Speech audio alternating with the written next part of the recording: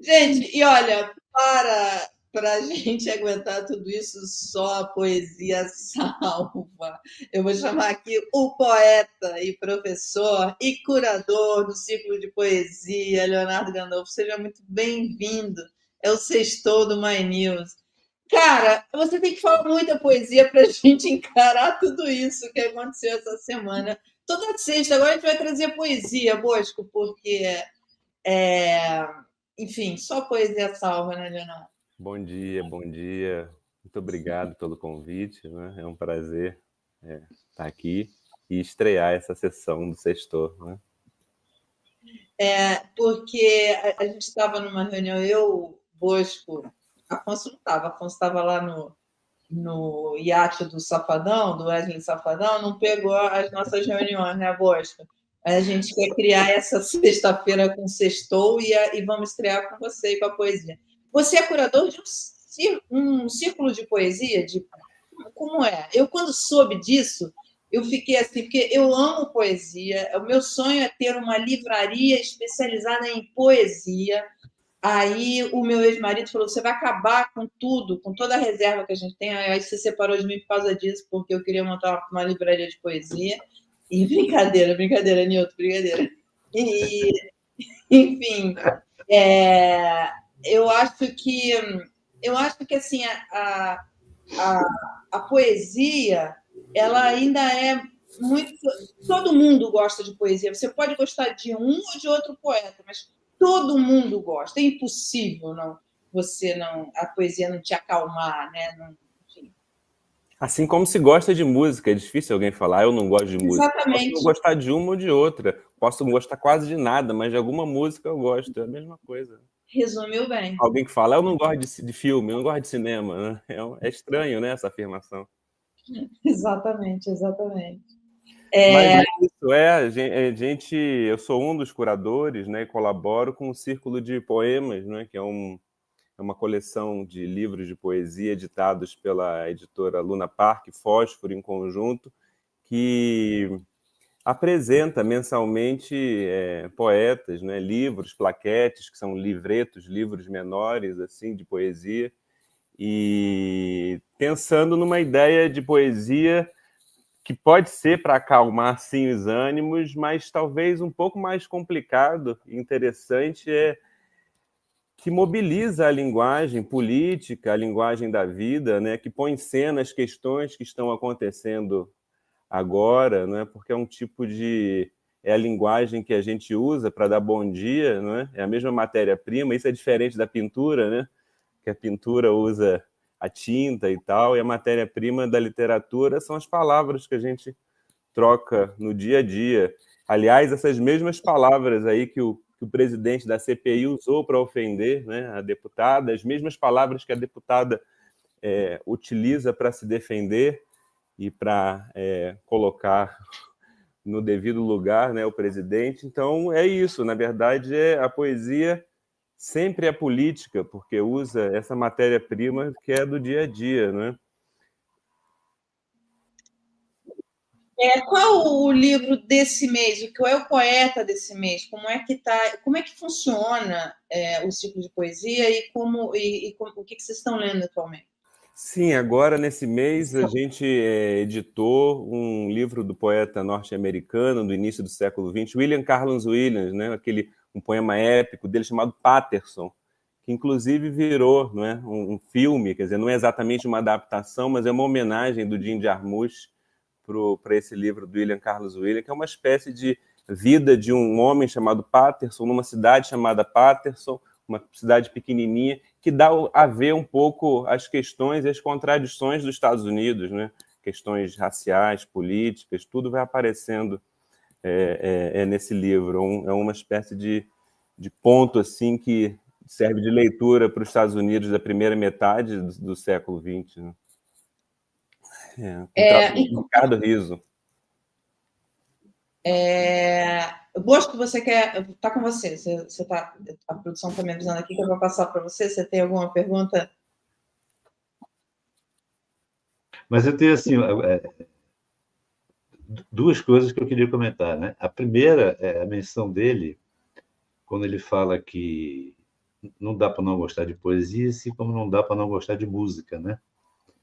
E lembrar que um dos nossos maiores poetas, né, o João Cabral de Melo Neto, declarava que não gostava de música, Exatamente. que é uma coisa impressionante. E ele tinha versos, os versos dele, a métrica dele, era sempre, já foi saudada, por algumas vezes, como uma poesia que tinha uma musicalidade nela, de tão Exatamente. perfeita, né? É.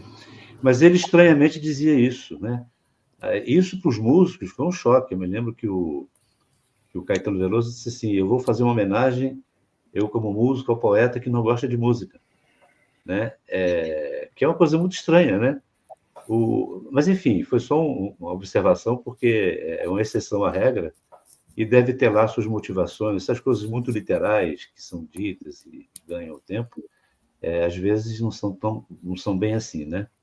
Eu tenho dificuldade em achar que ele realmente não gostasse de música, mas fica aqui E no caso do Patterson, uma outra coisa que eu observei ao longo da minha vida, que a poesia, para mim, quer dizer, se é verdade que escrever é você tentar sempre chegar assim, no auge da síntese, né?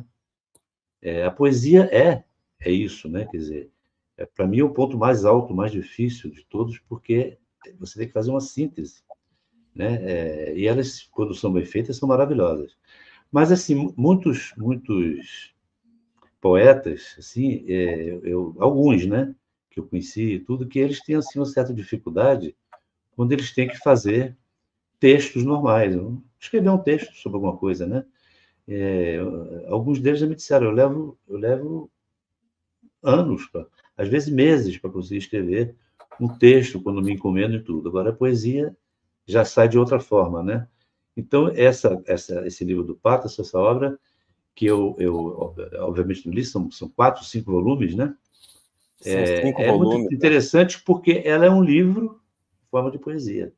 Quer dizer, Exatamente, é uma espécie de pequena história ou grande história da América do Norte, né, dos Estados Unidos, a partir de uma cidade interiorana, né, e a partir de uma pessoa, e mistura arquivos, né, é feito com colagem também, então tem matérias de jornais do século XIX que ele cola e coloca dentro do livro, e faz poemas dialogando com isso, livros de história, né? Tem uma biblioteca que foi incendiada no início do século XX em Paterson, então isso aparece dentro do livro, como se o livro fosse a possibilidade de recuperar essa biblioteca incendiada, né? Sendo ele esse grande resumo contraditório e tenso, né? Dessas questões políticas e históricas dos Estados Unidos, né?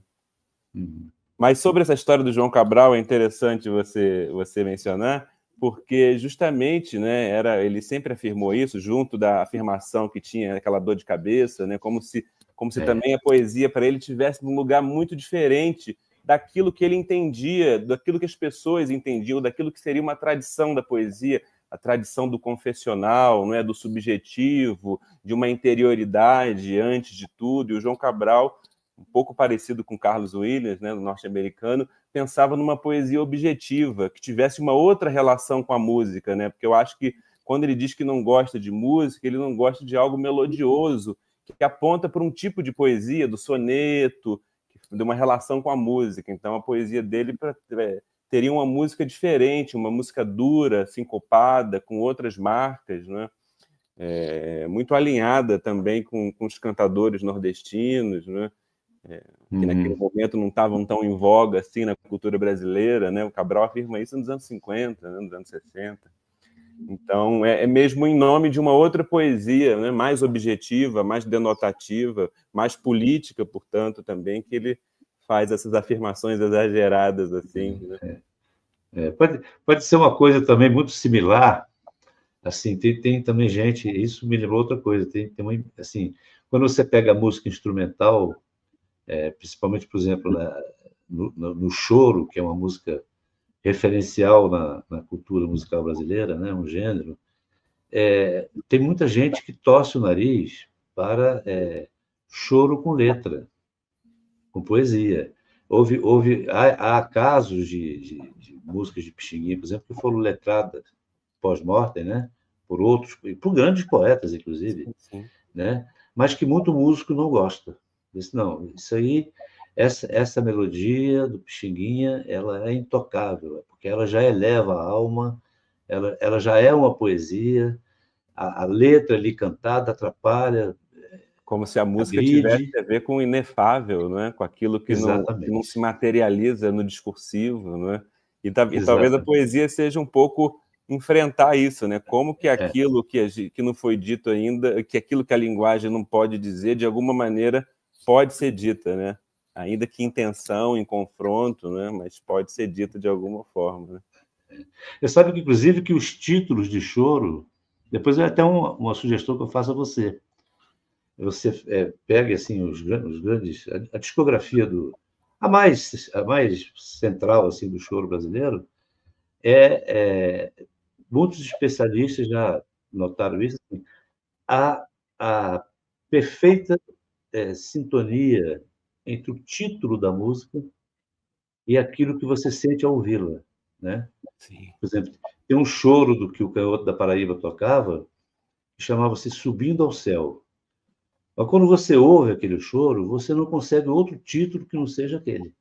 Então, assim, tem vários casos desse tipo, que é como se o título substituísse a letra. A letra, o poema, né? Olha aqui, Afonso, você traz obras de arte de Brasília e eu trago 2 poetas para essa conversa. Eu e Afonso estamos aqui admirando essa conversa. A audiência não sabia, mas existe um poeta no Bosque, que eu vou revelar Não, para vocês dois. Pois é. Eu e Afonso aqui só admirando essa conversa de vocês. Você Olha só. Você pensou que na parte de cultura a gente ia falar pouco, hein, Mara? Agora a gente vai estender mais ainda o programa, porque a gente gosta muito de cultura e de poesia. Inclusive, a Mara não me avisou que teria esse quadro Sextou, Mara, mas eu já vou fazer uma sugestão aqui no ar, ao vivo. Eu conheço 2 policiais legislativos que são poetas. Um deles, inclusive, já me presenteou com um livro de poesias dele. E são poesias muito maravilhosas, então é uma oportunidade de a gente trazer um policial legislativo poeta aqui, quem sabe, num dos nossos Sextou, mostrando como a poesia também, independente da profissão das pessoas, ela fala mais íntimo na nossa alma e em algum momento a gente se arrisca a escrever uma poesia, né? E muitos dos poetas nossos notáveis eram, inclusive, funcionários públicos, enfim, não é uma profissão de poetas, pode ter outras profissões e exercer a poesia.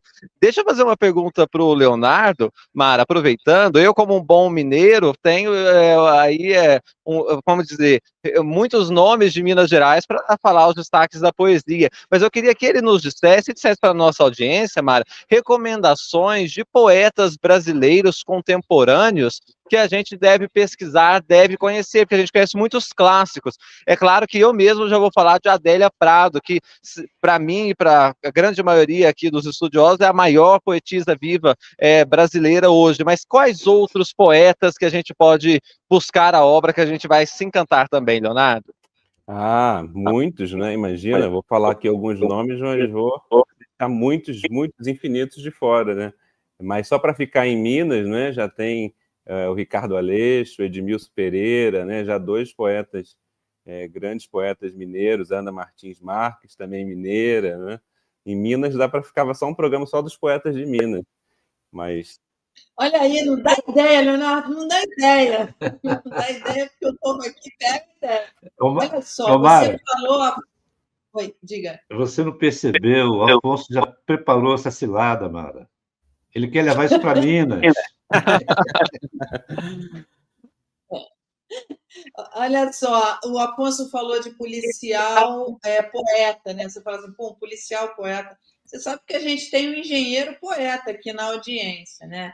Luiz Eugênio Marques da Cruz, que todo café manda uma poesia para a gente. Olha aqui, essa aqui é.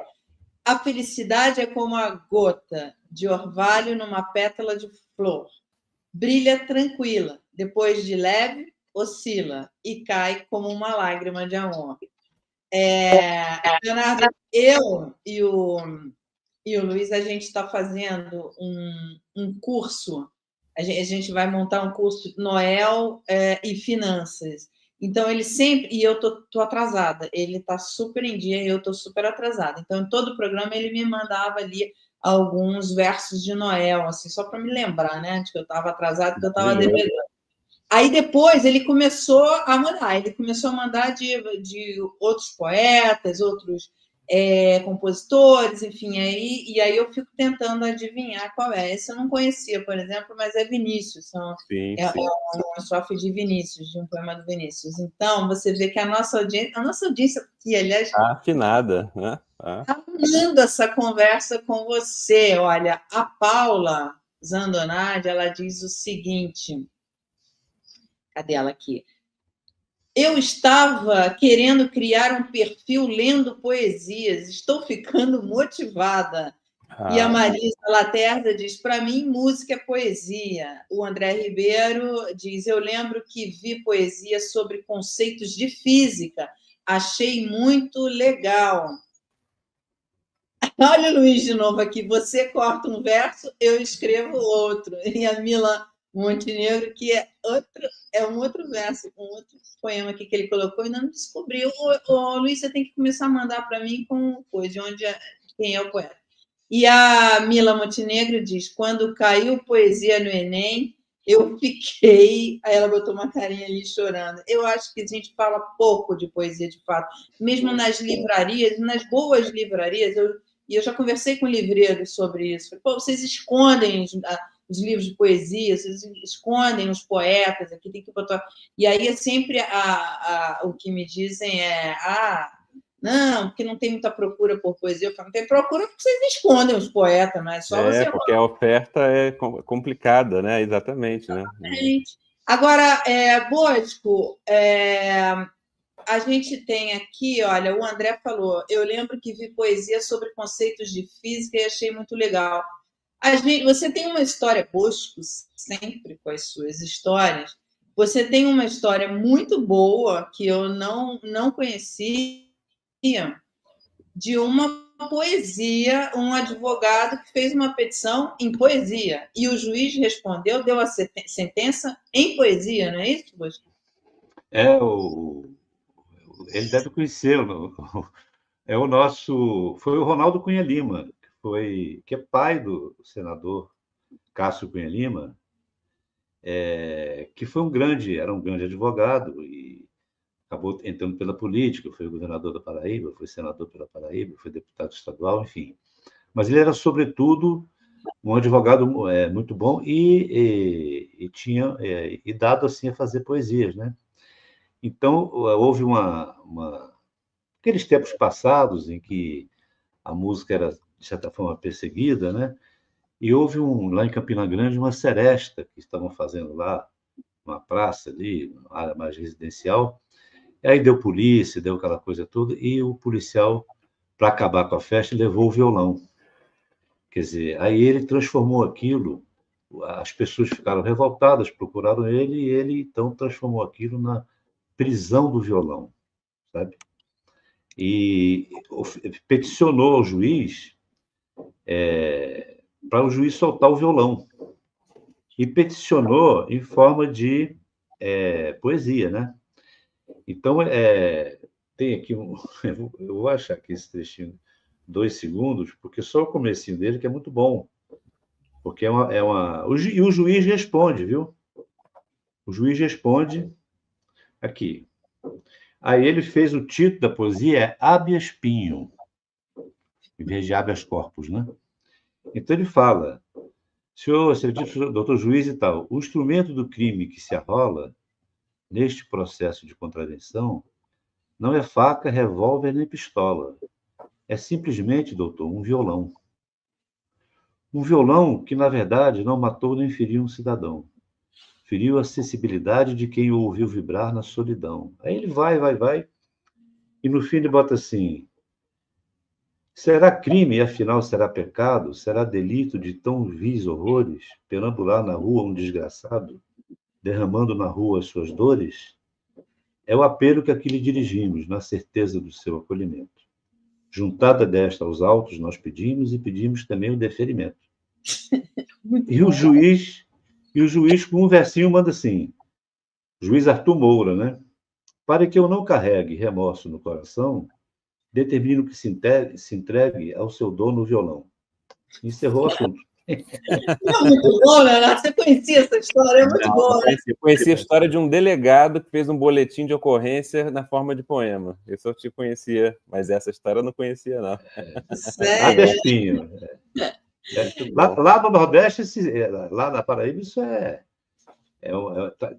tem escritórios de advocacia lá que tem esse poema pendurado na parede e tal. É fantástico. Essa história é muito boa. Porque no fim o cara prendeu o violão. Não prendeu ninguém. Ele levou o violão para acabar. E o que era muito comum no início do século, né?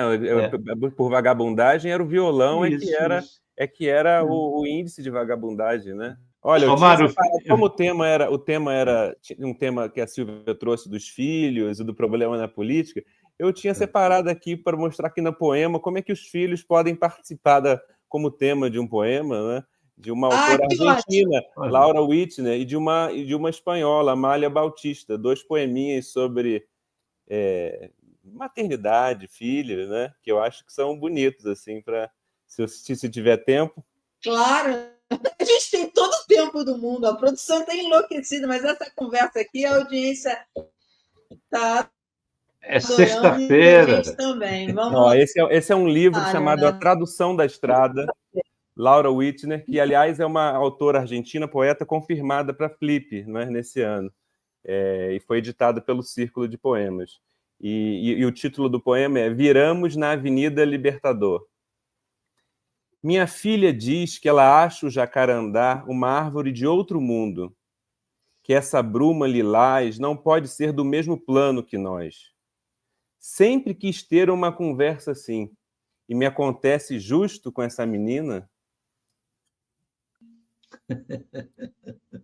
E o outro poema essa é tradução de Estela Rosa e Luciana de Leone, né? E agora um outro poema de uma poeta espanhola chamada Amália Bautista, chamado No Final o poema, né? E diz o seguinte, esse aqui eu mesmo traduzi. No final, são bem poucas as palavras que de fato nos ferem, e bem poucas as que conseguem alegrar nossa alma. E também são bem poucas as pessoas que tocam o nosso coração, e ainda menos as que o tocam durante muito tempo. No final, são pouquíssimas as coisas que de fato interessam nesta vida. Poder amar alguém, que alguém nos ame e não morrer depois dos nossos filhos. Nossa, que lindo isso. Maravilhoso, né? Maravilhoso. É isso. Curtinho e pum, resolve a vida inteira em 10 versos. Nossa, esse é bem... essa poeta argentina estará aqui na Flip? Estará na Flip em novembro, né? Chama Laura Whitner, e esse é o livro, não sei se dá para ver aí, aqui o nome dela. Sim. Laura Whitner, A Tradução da Estrada. Eu recebi esse livro. Que legal, que legal. Inclusive, o poeminha que eu li para vocês é o que está na 4ª capa mesmo, né? Que legal, que legal. Eu tenho ele aqui, eu vou ler. Tem tantos comentários, tem tanta gente participando. A produção está tão enlouquecida. Douglas Marlos diz o seguinte: Mara, te gosto, menina, mas chame o Pedro Banhos, escritor espanhol. É muito, muito importante. O Luiz Eugênio da Cruz Machado. O Luiz Eugênio, eu falei para vocês, é engenheiro e poeta, né? Olha, você corta um verso, eu escrevo outro. É trecho de Pesadelo, letra de Paulo César Pinheiro. Opa, mas ele é realmente... A Rosângela diz o seguinte: todas as manhãs ela deixa ossinhos na cama, acorda e põe sua roupa de viver. Clarice Lispector. O Luiz Ben Hassanal, o mineiro italiano, vivia na guerra nos tribunais, numa demanda de guerra que não deixava os dois em paz. O italiano arrotava grosso. Nem que eu perca alguns capitais, vou mandar esse mineiro. A Sandra Souza diz: amei essa história do Bosco, muito boa. E o André Ribeiro diz: o produtor já está procurando a música da Enguinha Pouco para colocar no último volume para o Bosco ouvir. Olha, tem vários poetas aqui na audiência, pelo que eu estou vendo, tem um monte de gente mandando aqui várias coisas. Está vendo que legal? Até o produtor, o Bosco, que fica cortando nossas asinhas aqui na conversa, liberou geral hoje. Afonso, está com você.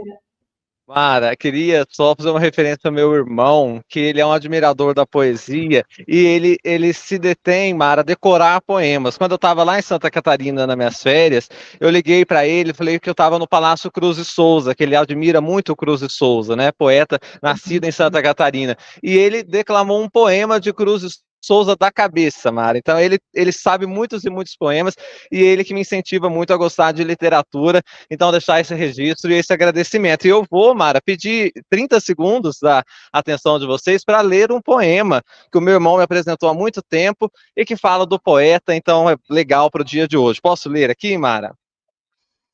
E vamos ver quem vai saber o autor do poema. Toma as espadas, rútilas guerreiro, e a rutilância das espadas. Toma a adaga de aço, gládio de aço, e doma meu coração, estranho carniceiro. Não podes? Chama então presto, o primeiro e mais possante gladiador de Roma. E qual mais pronto, e qual mais presto a soma, nenhum pôde domar o prisioneiro. Meu coração triunfava nas arenas. Veio depois um domador de hienas, e outro mais, e por fim veio um atleta. Vieram todos, por fim, ao todo, uns 100, e não pôde domá-lo, enfim, ninguém, que ninguém doma o coração de um poeta. Olha que lindo, eu não sei de quem é, estava aqui googando para pegar quem era. Augusto dos Anjos. Augusto dos Anjos. Está aqui, acabei de achar. Olha, Leonardo, você está criando um problema para você vai ter que vir sempre aqui. Vocês sabem que eu tenho por dentro do poema. É um encontro que tem mensal com um escritor chamado Pedro Mairal, é um escritor argentino, Leonardo deve conhecer, foi quem escreveu A Uruguaia, que fez muito sucesso aqui no Brasil, esse livro recentemente, e agora vai para o cinema. Enfim. E ele tem curso de literatura, enfim, e tem esse encontro por dentro do poema, que é um encontro mensal. E aí, no último, a gente estava falando sobre soneto, e aí eu estava tentando fazer algum soneto. Eu estava aprendendo ali, mas, enfim, ainda não consegui, Leonardo. Quando eu conseguir, eu vou mandar para você. Leonardo, outra mais. Fala. Não, só para Fala você. Não perder a deixa, né? 2 coisinhas. Uma é que a gente vê claramente que está faltando essa... Porque a música e a poesia sensibilizam a alma das pessoas, né? Tem esse papel fundamental. Está faltando isso no Congresso, né? Um pouquinho mais de música, de poesia. Eu acho que aquele tenente-coronel Zuco, acho que ele não escuta música e não lê poesia, certamente, né? Então está faltando um pouco disso lá. E tem um poema maravilhoso da Kelly aí na produção. Isso que eu ia falar para a Mara, falar que tem o poema final do nosso programa, que é da Kelly Leão, a CEO do My News. Mara, você vai ler ele aí para o pessoal da audiência? A Kelly é quem paga as contas aqui, Leonardo. Mas ela aderiu à poesia, veja aí, pelo menos está assim agora, já é um passo. Só... A Kelly hoje vai demitir a gente. Não, eu estou achando que ela vai demitir a gente. Eu vou ler o poema dela depois. Eu vou só pedir para o Leonardo dizer para a gente falar primeiro sobre os seus livros e depois como é que a gente participa do Círculo de Poesia. A participação no Círculo de Poemas é um clube de assinatura mensal, né? O site é circulodepoemas.com.br. Você assinando, você recebe um livro e uma plaquete por mês, né? E aí pode ser assinatura de 1 mês, de 6 meses ou de 12 meses. E é isso. E aí a tentativa é de que tenha livros inéditos de autores brasileiros, obras traduzidas da literatura mundial, né? Em breve a gente vai publicar uma autora chamada T.J. Dema, que é uma autora de língua inglesa de Botsuana, que é um livro muito incrível, que vai sair. Então, a ideia mesmo é boa poesia do mundo, boa poesia brasileira, e sempre pensando nessa característica que a poesia tem de ajudar a gente a ver o real, né? Assim, ela não é feita para alienar do tempo, pelo contrário, ela é feita para a gente mergulhar mais nesse tempo a partir de um ponto de vista crítico, né? Político, afetivo, enfim. Nos mobiliza, porque o poema, né, como alguém já falou aí, lido em voz alta, ele mobiliza não só a cabeça, ele mobiliza o corpo, né? Então, a própria ideia do hip hop, dos saraus, né, do slam, né, a poesia, antes de ser de livro, a poesia ela é sonora, por isso que a tradição da música popular brasileira é uma tradição da poesia, né? Drummond e Cartola estão no mesmo lugar, né? No mesmo lugar da tradição, né? É nosso repertório, é nosso patrimônio, né? É exatamente isso. Ela é transformadora. A poesia ela é transformadora. Ela serve para você em diversos momentos da sua vida, em diversos momentos do seu mood, sabe, do seu estado de espírito. Ela é uma companheira. É muito interessante isso. E eu vou contar só mais uma historinha, Kelly. Não demite a gente, não. Eu fui ao Irã, sabe? Eu passei um mês no Irã. E os iranianos, eles têm uma ligação muito forte com a poesia. É interessante que você entra na casa de um iraniano, eu visitei, enfim, conheci, tenho grandes amigos no Irã, e você entra na casa deles e tem sempre o livro de um poeta, em geral, o Hafez, que tá aberto. Sabe, como tem casas no Brasil que tem Bíblia, no passado, né? Hoje em dia eu não vejo mais isso, mas no passado tinha Bíblias assim abertas em cima da sala, em algum móvel da sala e tal. No Irã você tem poeta, livros de poesia, e o povo iraniano é criado na poesia, sabe? Desde criança. Então eu acho que por isso eles são. Gente, não confunda o povo iraniano com o governo dos ayatollahs, tá? São coisas diferentes. Muito diferente, né? Na verdade. Então... São muito diferentes. O povo iraniano é um dos povos mais acolhedores, queridos, enfim. E tem uma tradição humanista, né, muito forte, né? Antes do golpe, antes das repressões todas, né? Exatamente. Nossa, o Irã... Um dia a gente vai falar sobre o Irã aqui. Sim. Você vem aqui. A história, não vou falar do Irã agora, mas do Afeganistão, o poeta mais vendido nos Estados Unidos é Rumi, que é um poeta que é do Afeganistão, né? Então, olha as contradições, né, do que é a relação Estados Unidos e Afeganistão, né? Eu não sabia que poeta místico, né? Mas eu não sabia que era o mais vendido. Não sei se é o primeiro, mas é um dos mais vendidos, né, dos Estados Unidos, é a poesia do Rumi, traduzida, ainda é traduzida, né? Que incrível. E lá no Irã tem uma cidade que tem o túmulo do poeta, que as pessoas vão visitar o poeta, mas não são turistas, são iranianos. E eles ficam ali recitando poesias num túmulo super bonito. Eu vou botar no site as fotos que eu fiz lá. Eu fiz várias fotos. Lindo. Eu recebi alguns poemas lá, foi assim, enfim, adoro. Foi uma viagem muito legal.